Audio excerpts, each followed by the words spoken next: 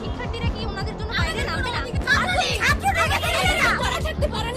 আমাদের 2024-এর SSC batch আমাদের private থেকে অনেক কিছুই থাকতে পারে। একসাথে আমরা 4-5 জন বান্ধবীরা হাঁটা এর মানে কি?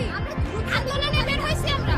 এমন কি আমাদের গারুপরা হামলা করছে এই যে আমরা হাত পা লাল করে দিলাম। আমাদের লাল করে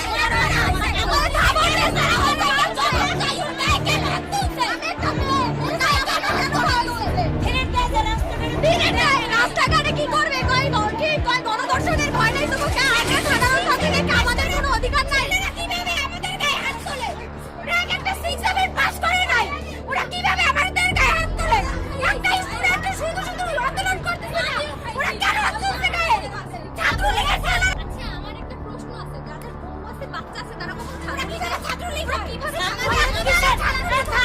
ছাত্রলীগ কিসের জন্য গঠন করা হয়েছে? ছাত্রলীগ হলো ছাত্রদের নেতা, ছাত্রদের বিরুদ্ধে যাইয়া সেই জায়গায়